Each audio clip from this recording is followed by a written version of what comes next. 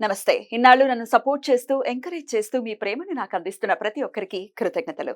అలాగే ఈ వీడియో కూడా ఖచ్చితంగా మీకు ఉపయోగపడుతుంది. లైక్, షేర్ అండ్ సబ్స్క్రైబ్ చేసి మీ సపోర్ట్‌ని నాకు అందించండి. అలాగే ఈ వీడియో పట్ల మీకున్న అభిప్రాయాన్ని కామెంట్ సెక్షన్‌లో కామెంట్ చేసి తెలియజేయండి.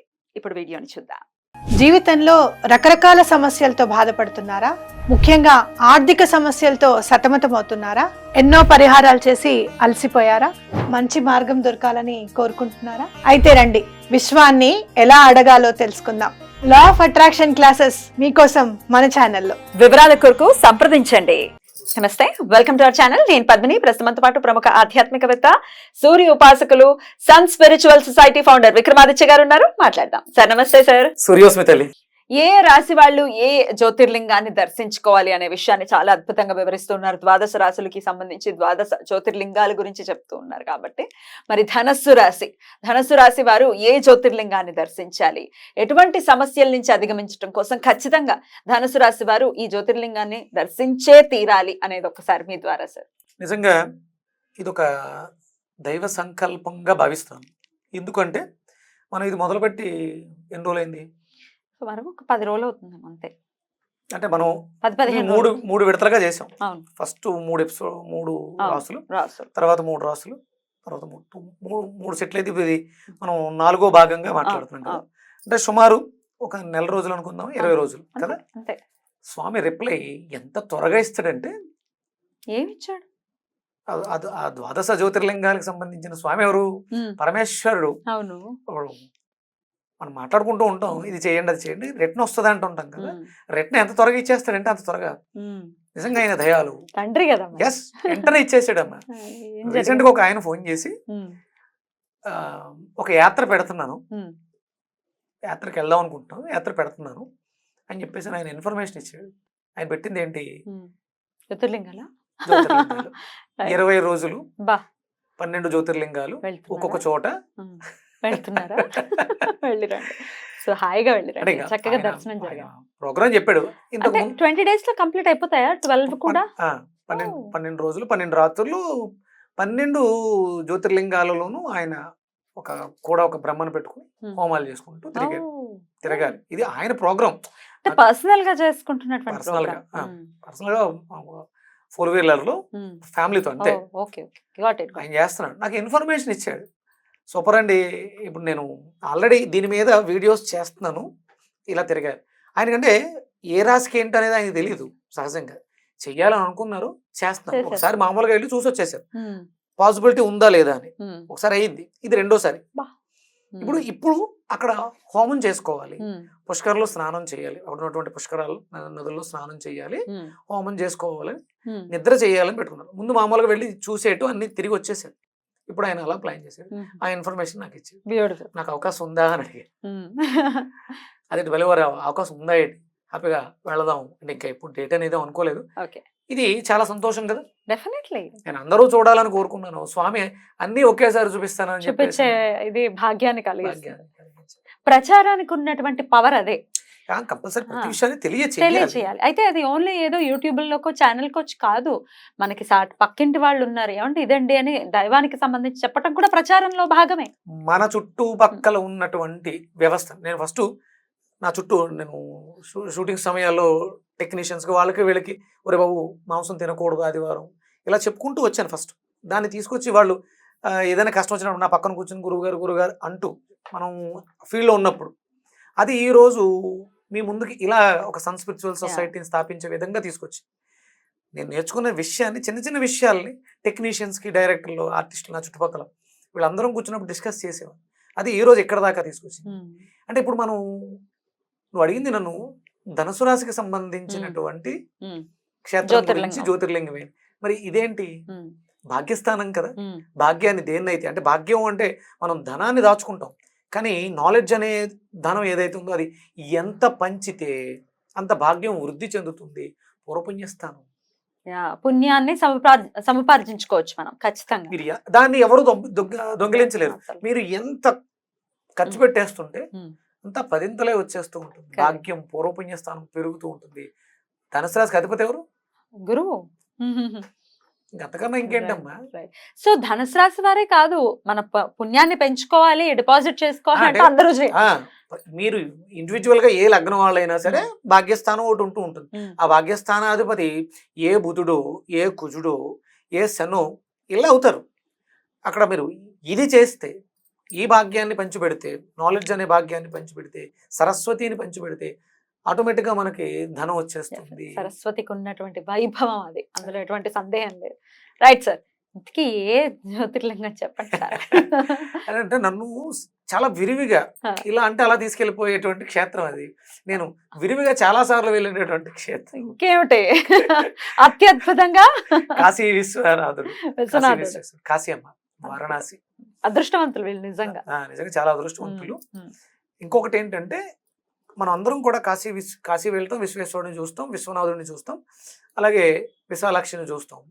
అలాగే ఈ మధ్య కాలంలో మనం ద్వాదశ ఆదిత్యుల్ని చూస్తున్నాం. కానీ ఇంకొకటి ఏంటంటే గురుగ్రహం యొక్క జన్మస్థలం కూడా అక్కడే, కాశీయే. అక్కడే ఉందా? అక్కడే ఉంది. మీరు హరిశ్చంద్ర ఘాట్ నుంచి లోపలికి వెళ్తే అక్కడ గురుడి దేవాలయం ఉంది. మీరు నెట్ లో మనం గురు దేవాలయం అని కొడితే, బృహస్పతి దేవాలయం అని కొడితే వస్తుంది. అక్కడ మనం శనగల్ని దానం ఇవ్వడం ద్వారా, నివేదన చేయడం ద్వారా, పసుపు వస్త్రాన్ని అక్కడ ప్రజెంట్ చేయడం ద్వారా, పసుపు వస్త్రాలని ధరించుకుని అక్కడ స్వామికి అర్చన చేయడం ద్వారా, అభిషేకం చేయడం ద్వారా ధనుసు రాశి ధనుర్ లగ్నంలో ఎవరైతే ఇబ్బందులు పడుతున్నారో వాళ్ళకి అద్భుతమైనటువంటి పరిష్కారాన్ని చూపిస్తుంది. Beautiful beautiful. అసలు కాశీ గురించి అయితే తెలిసిందే చక్కగా. ఇప్పటిదాకా వెళ్ళలేదు అనుకుంటే కనుక ఒకవేళ ధనుసు రాశి వారు ఖచ్చితంగా వెళ్ళి తీరాలి. కంపల్సరీ వెళ్ళి తీరండి. ఒకవేళ వెళ్ళలేకపోతున్నాం అనడానికి మనకి ఎలాగో ప్రత్యామ్నాయంగా మంత్రం ఇవ్వబడింది. ఆ మంత్రాన్ని పఠించడం ద్వారా కాశీ ప్రయాణాన్ని సుఖమయం చేసుకోవడానికి అవకాశం. తప్పకుండా. అంటే కాశీ వెళ్ళలేకపోతున్నాం అంటే ఆర్థికంగా మాకు లేదండి, ఇబ్బందిగా ఉంది అనుకుంటే చక్కగా మంత్ర రూపంలో కూడా చెప్తున్నారు. మరి ఆ మంత్రం చెప్తారా సార్? తప్పకుండా చెప్పాలి కదమ్మా. చెప్పండి సార్.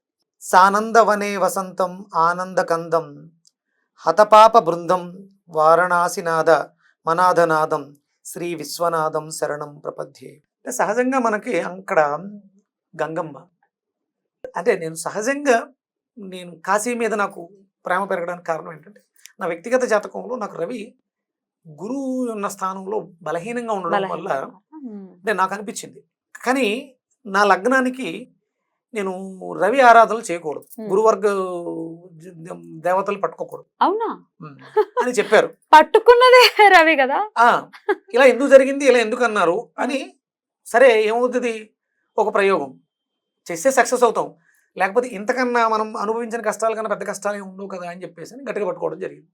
ఆ పట్టుకున్న తర్వాత అందులో ఉన్న విధంగా ఏంటంటే గంగా నది స్నానం నా లగ్నానికి, నా జాతకానికి గంగా నది స్నానం విశేష ఫలదాయకం.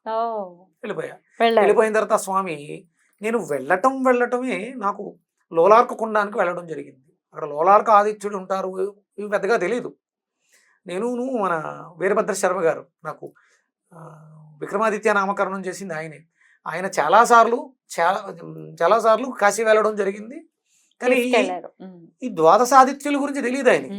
కేవలం విశ్వనాథుడి దేవాలయంలో దర్శనం చేసుకోవడం, విశాలాక్షి దగ్గర పూజలు చేయటం, ఏదో గణపతులు లేకపోతే కాలభైరవుడు తప్ప మిగతావి తెలియదు.